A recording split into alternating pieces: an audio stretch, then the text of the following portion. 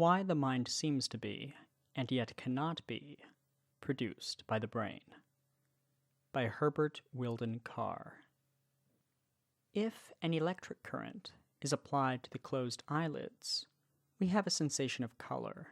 If to the ears, a sensation of sound. If to the tongue or nose, a sensation of taste or smell.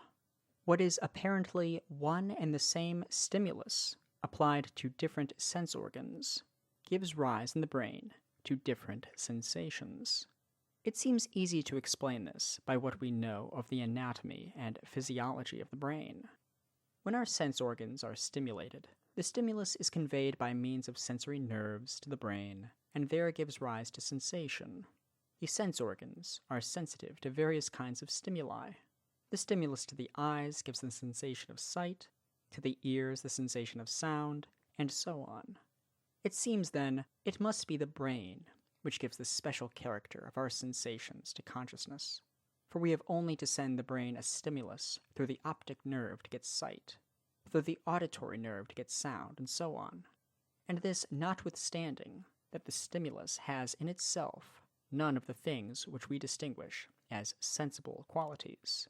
Since it is out of sensations that all knowledge is built up, for there is nothing in the understanding which was not first in the senses, it seems to follow that our mind, that is, the power or faculty we have of perceiving, remembering, and imagining, must be produced by the brain, that is, be an effect of some process or other that goes on in the brain. But it is not only by experiments such as this that we make the discovery that there is a close and intimate relation between the mind and the brain, a relation which makes the mind dependent on the brain. In ordinary discourse, we use the words brain and mind as interchangeable terms, because it is quite evident that where there is a lack of intelligence, there is a deficiency in the brain, and where there is a high degree of intelligence, there is a correspondingly high development of brain. The immense advance in recent times in our knowledge of the physiology of cerebral process serves more and more to emphasize the entire and absolute dependence of mind on brain, and particularly of the higher processes of mind on the development of the cells and fibers of the cerebral cortex. Physiologists tell us that there are almost inconceivable number of something like 7,000 million nerve cells in the brain of the newly born child, and these, which neither increase nor decrease throughout life, undergo a development of interconnection by means of the branching fibers they send out in every direction. When through disease or malformation, or any other cause this development is arrested, we have mental deficiency or idiocy. The brain is an organ of immense complexity, and has a great deal more to do than only to turn stimuli into sensations. It is part of a complete nervous system, and it is only a part of the brain that is concerned in mental process. A nervous system, or something that closely corresponds to it, seems to be a necessary acquirement of every living organism that moves freely, and its structure, however complex it may be in its higher development, is built up of a simple arrangement of cells and fibers that receive and transmit movement. Its function is to receive a stimulus and to transmit it to a center where a responsive movement is prepared. The nervous system is therefore described as sensory motor from the double function that it performs. There are two kinds of response to a stimulus, one immediate and automatic, the other conscious and willed. It is only those stimuli that are transmitted to the cerebral cortex, and only some of these that give rise to consciousness. Consciousness seems to occur just at the moment when the movement in the fibers reaches the cerebral cortex. Some of these movements, not all, give rise to consciousness. If a movement gives rise to consciousness, it occurs when a stimulus reaches the cortex, and before it passes from the brain to the muscles to issue in actions. There appears to be a power of inhibiting or delaying the response to the stimulus while consciousness lasts, and consciousness seems to have the function of giving us a choice of the direction which the response shall take. Moreover, if we sever the connecting fibers between the sense organs and the brain, all sensation and all thought ceases. This seems to indicate that in some way or another, the movements that pass the nerve cells of the cerebral cortex are there transformed into sensations, thoughts, and ideas, into what we group together and think of as a different and separate kind of thing, and call the mind. And it seems impossible to doubt that it is the brain that produces the mind, and not the mind that produces the brain, because the brain is an organ that develops continually throughout life and performs a multitude of other functions, besides that of turning the excitation of its cells and fibers into sensations and perceptions, a function that seems to be intermittent and only called into activity at definite times and in special circumstances.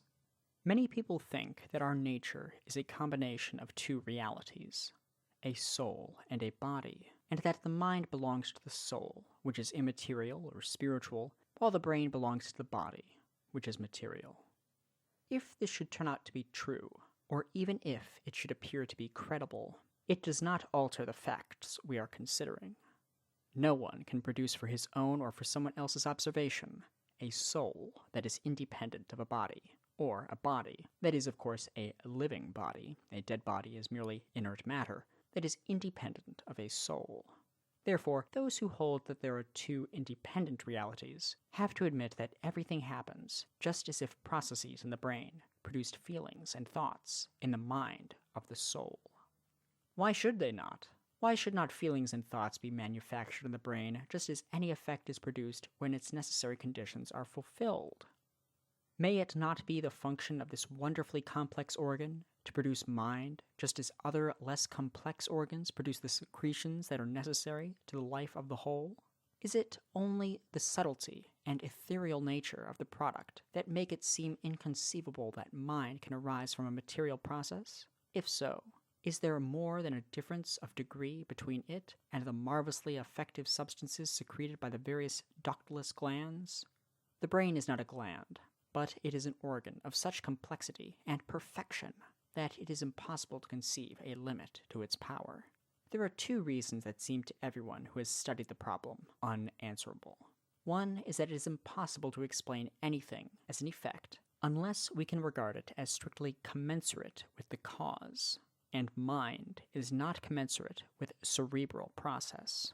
And the second is that the consciousness which arises in connection with cerebral process is not consciousness of cerebral process, but of something which is altogether independent of cerebral process, something existing in a different space. It may be thousands or millions of miles away from the brain, and something existing at a different time. It may be ages before or even after the present moment at which the cerebral process takes place. Let us examine each of these reasons carefully. And first, the reason why the form of explanation we call cause and effect, and which is the form of all ordinary and scientific explanation, will not explain the production of the mind from the physiological processes in the brain. There is no need to discuss any of the philosophical problems involved in the idea of causality. The question is simply one of fact. Is the relation of the mind to the brain one of those relations that can be explained as cause and effect? When excessive light falls on the retina, there follows immediately a contraction of the pupil and, if that is not sufficient relief, then a closing of the eyelids. We can analyze this fact into a series of events, each mechanically determined by the preceding one. If we start with the light, we say that it communicates to the retina a molecular motion which is transmitted by the optic nerve to the brain, from the brain by efferent fibers to the muscles controlling the iris and eyelid, which, by contracting or relaxing, as the case may be, cause the iris to close the aperture, admitting light, and the eyelid to cover and protect the whole organ. We can pursue our investigation further, in fact in either direction to any extent that we please. We can explain the mechanism of the muscles, and supply to them, of their energy, the anatomy of the retina and of the nerve fibers, and the nature of their function. Or, on the other side, we may explain the excessive light as due to the solar rays, and these as produced by the rapid movement of the molecules in the solar mass. We call all this explanation because we can translate every fact we deal with into a common term, and state its exact equivalence, theoretically of course, in that common term. The common term is movement. If throughout the whole series there is anything that cannot be resolved into movement, then that thing is not in the causal relation. Now, suppose that while this event is happening, I am conscious. I shall be aware of a painful sensation, aware of the light as a perception, aware of the sun as the object of perception, aware of the immense velocity of the movement of the molecules, of its mass, and the consequent propagation of waves of light as my conception of the nature of light. Aware also of the response my muscles are making to the stimuli my sense organs are receiving as my effort or conation. This awareness forms a connected series, but it is not, like the physiological process, a series of movements, and it does not intervene in that series. It does not form a link in the chain of transformations of movement that I call causes and effects. The two series are quite independent as series, and the physiological process I explain by the relation of cause and effect, because I find in every state the exact equivalent measured in movement of the preceding state. But the psychical series I explain by association, which does not include the idea of equivalence or of measurement. But the important point is this, that the whole of this awareness, with all the association that constitute it, a connected series, comes into existence at one precise moment of the physiological process, and at no other. This movement is when the stimulus from the sense organs reaches the cerebral cortex. Therefore, it seems that the awareness must be produced at that moment by the process, and yet it is impossible that it can be, because it is not equivalent to the energy received by the cortical cells at that moment. It does not change the form of that energy, or intercept it, or in any way affect the series. That is to say, not in any way that the physiologist can take into account. The physiological process is complete in itself, and explained as a series of exactly equivalent causes and effects, independently of the awareness that arises at one of its moments. Let us now look at the second reason, which rests on the nature of what we may call the content of consciousness, meaning the reality of which we are aware in consciousness. Our body is a part of the universe, and like the rest of the universe, an external object to the mind. Awareness is occasioned by the various influences which affect the surface of our body. Every one of these things we are aware of supposes, of course, that there are realities outside of us, and that we are aware of them is outside of the process that is going on in the brain. Even if we include this process as itself part of the universe we are aware of, it is not immediately in its functioning, but reflectively in explaining to ourselves the function of the brain as an object independent of our consciousness of it.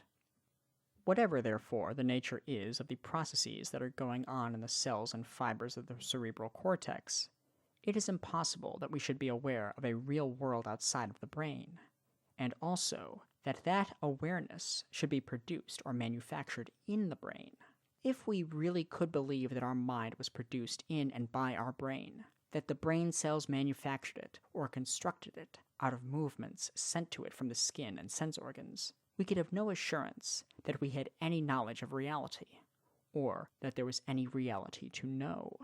We might of course suppose, as some philosophers in former times supposed, that God performs a miracle every time we know anything, and that our only guarantee that there is any world independent of our knowledge, or that our knowledge is of a real world, is our faith in God that He does not deceive us.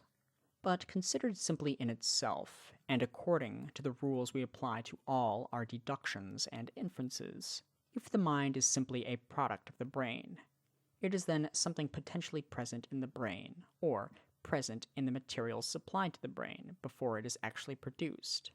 And this something cannot be what is happening outside the brain, or that did or will happen outside the brain. It is not the process going on in our brain that we are aware of, but the process going on outside our brain.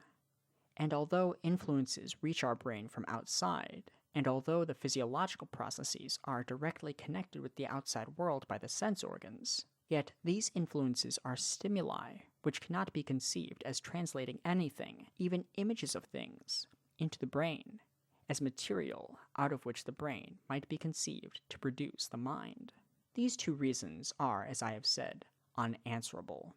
The first may be summed up in saying that the chain of causes and effects in the physiological process of which the brain is the center is complete without the intervention of the psychical process, while the psychical process of consciousness, though a connected series, is not a relation of effects to causes, but of association of ideas, which involves no conversion of energy.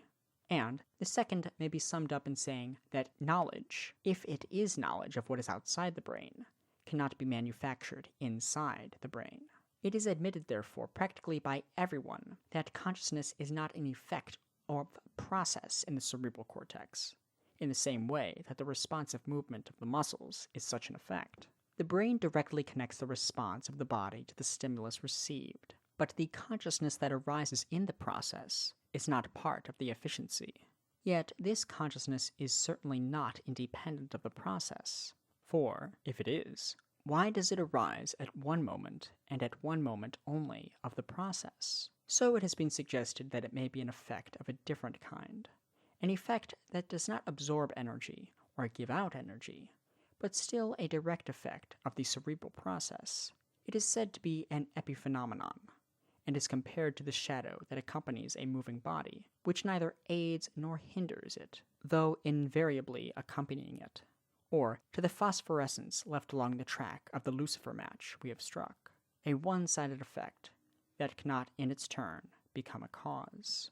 This theory is widely held, and is considered by most of those who support the materialist, or what is now more generally called the mechanistic view, to meet all the difficulties that are involved in the conception of the mind as an effect or product of processes in the body. We may grant at once that so far as the first difficulty we have noticed is concerned, the conception of the mind as an epiphenomenon of the brain is a possible one. It may be that there are after effects of brain processes, which, though the direct effect of physical movements and of the conversion of energy, are yet not themselves an absorption of energy, and do not therefore become an actual calculable part of the causal chain. We could explain in this way why consciousness is not measurable in terms of physical movement, although a product of physical movement. Moreover, so far as consciousness is simple feeling, pleasure and pain, something without distinguishable content, and purely an affection, the conception might suffice. But when we consider the real nature and content of consciousness, the second of our difficulties, the conception becomes impossible, to the point of absolute incredibility. Think what this phosphorescence must be and do. It springs up along the track of a wave or current passing through the centers and fibers of the cerebral cortex, and when it springs up, we are conscious of what? Of the passing nerve current? No. Of the fact that is passed? No. Of the stimuli that originated it on the surface of the body? No. Of the direction towards the muscles which are to be set in movement? No. We are not aware of any of these things that actually are occurring, but of the world outside us, of the world outside the nerve current altogether, of other persons and of other things than the body and its processes, of things like stars infinitely distant in space, of recollections, of thoughts of things that may have happened at a time infinitely remote from the moment when the passing current, which occupies a limited portion of space and occurs at a definite moment of time, gives forth its luminous trail. This is the rock on which all these theories that derive mind from body split. We wish to derive a reality that is unconfined in space and unlimited in time from a reality that is limited to a definite portion of space and to a moment of time. Suppose we succeed. We are then in this extraordinary dilemma that the only actual fact is the brain process with its consequence, and therefore the reality we are aware of may be a pure illusion, for the fact cannot guarantee its independent existence, and yet at the same time, our only knowledge that there is a brain process with this consequence is an inference from the reality we falsely suppose ourselves to know. The argument is therefore a vicious circle. How do we know that there is a world outside of our body, of which the body is a part? Because a certain process has taken place in a certain portion of our brain. And how do we know that this process has taken place? Because we know that there is a world outside of our body, of which the body is a part. Everyone has heard the story that used to be told in derision of the Hegelian philosophy of the German philosopher who, preparatory to writing an essay on the camel, went into his study to evolve the animal out of his self-consciousness. The story used to end with the unnecessary information that he is there still. Not more impossibly absurd is the idea that our mind is a product, whether we call it an epiphenomenon or whether we think of it as a substantial effect of our brain. There are other theories besides that of the epiphenomenon, which have been proposed as an explanation of the necessary connection of mind and body, but they come to grief on the same rock. There is the very attractive theory of double aspects, very attractive because it offers a direct solution of the apparent dualism, according to which there is only one fact, but it assumes two aspects, a psychical aspect as consciousness, a physical aspect as movement or brain process, just as the movement we see from the shore as the ship tossing on the rolling billows is the same movement which in the ship's cabin is felt as conscious experience. Then there is the mind stuff theory, according to which there is a substance of which every mind is composed, which is as universal as material substance, a stuff of which every molecule, atom, and electron has its share. I need not go into these theories in detail, because it must be obvious that they will be confronted with the very same difficulty that we have been examining, the difficulty of the nature of mind and consciousness, that it is awareness of reality not confined to nor commensurate with the physical process which accompanies it. The difficulty is so great that most psychologists and philosophers seek a way of escape, and so they adopt a theory which seems to them to recognize the fact of necessary connection without committing them to any theory as to its nature. This is the well-known hypothesis of psychophysical parallelism. It is a very old theory that was formulated in the 17th century. Leibniz illustrated it by supposing that a clever artificer had designed two clocks, whose movement and appearance might differ, but each of which kept perfect time. They would always synchronize, and by reading one clock, you might always know the exact condition of the other. So he supposed that God, at the creation, had made the mind and the body as two clocks, which always kept time, and therefore seemed as though the state of one was simply dependent on the state of the other. Now, it seems to me that everyone who adopts this hypothesis, whatever be the form he gives it, neglects two very important facts. The first is that the hypothesis goes far beyond anything that is justified by experience. It is much more than a mere admission of facts. Experience tells us that a physical process always accompanies a psychical process, but parallelism tells us that there is a one-one relation between the physical fact and the psychical fact. If it does not imply this, it is not parallelism, but merely a fact which no one denies, that there is a constant relation between the psychical and the physical.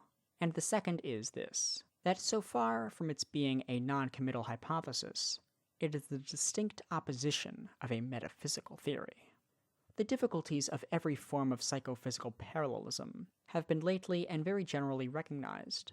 They are admirably set forth in the new edition, 1913, of Dr. Stout's Manual of Psychology, and there has in consequence been an attempt to restate the doctrine of interaction in a form that will not conflict with the scientific law of the conservation of energy.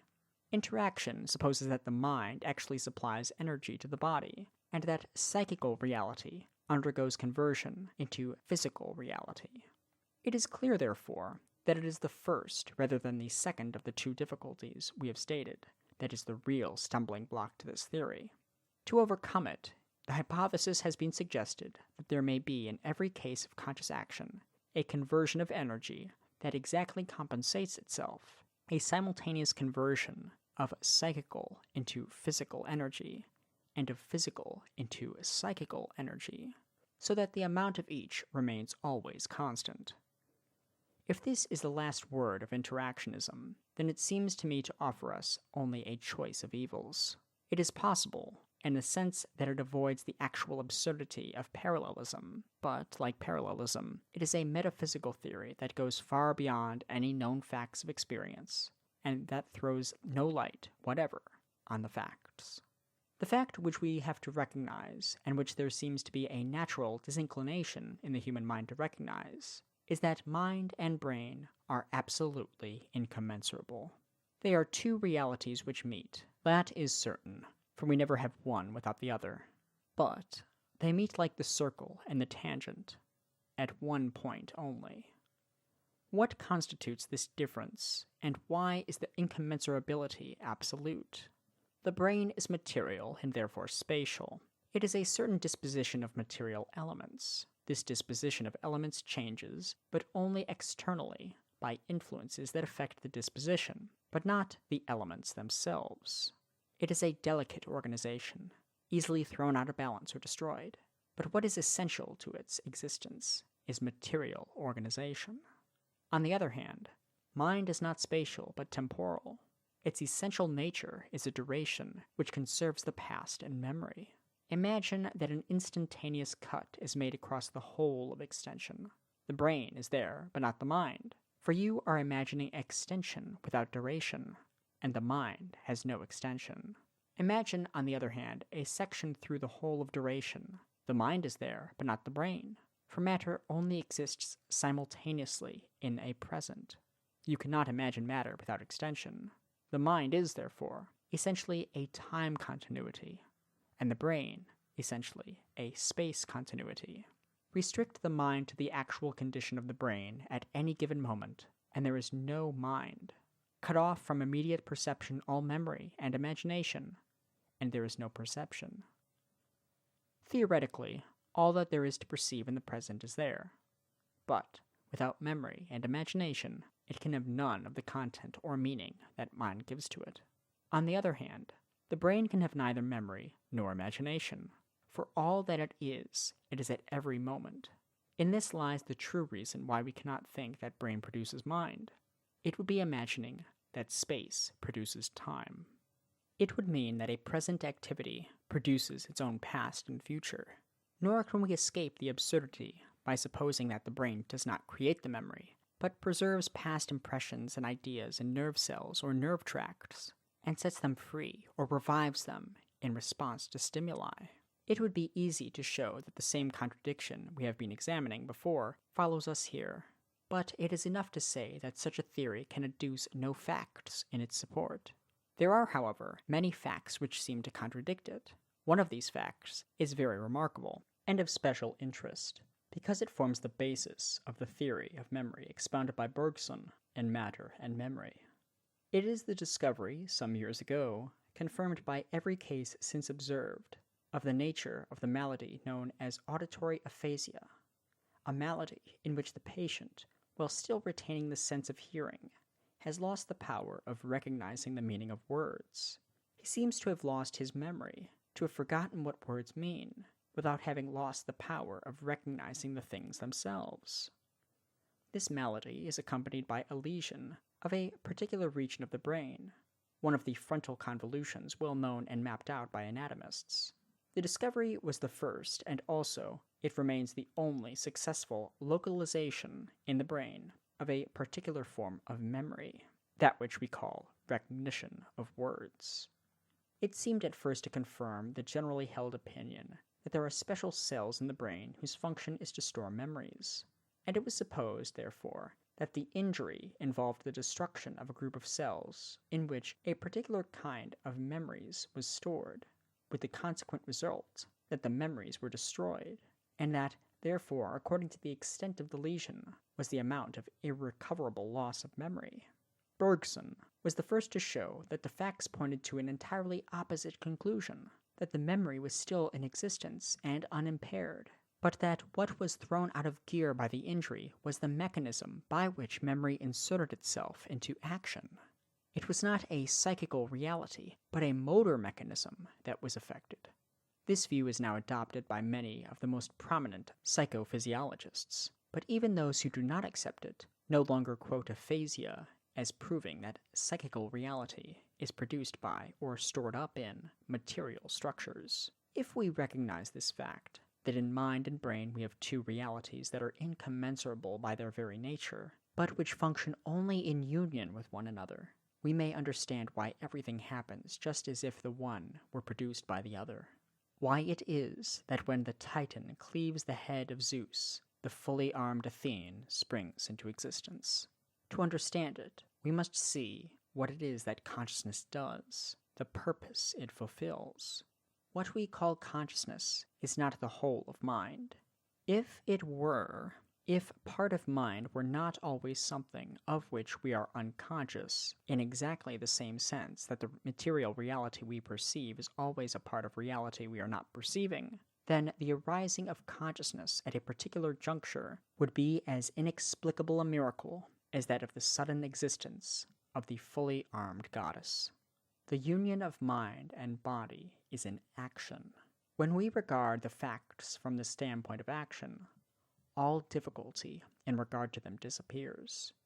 We can see the part the brain plays and the part the mind plays as clearly as we can see the part the senses play and the part the muscles play. First of all, we see why there must be union, because without the body, the mind, whatever it is, whether or not it is a separate as well as a distinct existence, can do nothing. The body is the instrument of the mind's activity. And without the mind, the body is the blind play of physical forces. Take them in their union, and we see at once what the brain is: a great exchange office or switchboard, where the stimuli that come from the outer world are received and switched on to their responsive movements. We see also what the mind is. It is the whole scheme of our activity, and we see how it functions by bringing the field of our activity to consciousness. The stimuli received become affections and are perceived, and memories give meaning to perceptions and delineate prospective actions, and so direct the response. It is therefore at this point, when the stimuli from the senses reach the cerebral cortex, and before they issue in actions, that consciousness functions. If it is to serve action, it is only there that its service can be effective. Naturally, therefore, it seems as if it is the functioning of the brain, at this point, that produces the mind. This, then, is the answer we give to the question why it is that the mind seems to be, and yet cannot be, produced by the brain. The mind guides and controls what the body does. It directs the body's actions. There is only one point at which control of action can be effective, and that is where the responsive movement of the body to a stimulus received is initiated, that is, in the cerebral cortex. Because the mind is acting there, it seems to come into existence there. That is our reason for saying that everything must happen just as if the mind was produced by the brain. But the mind is a reality of an entirely different order to that which alone can be produced by physical movement, or by the material disposition of such things as atoms and molecules. That is our first reason for saying the mind cannot be produced by the brain. The brain is a certain group of material particles, or a certain equilibrium of physical forces, occupying a definite position in space, which responds to movements by transmitting movements. The mind is a continuity of time, a duration, a perceiving of what is outside the body, a remembering of what is over and past, an imagining of what is not yet. None of these characters are spatial. That is our second reason for saying that the mind cannot be produced by the brain.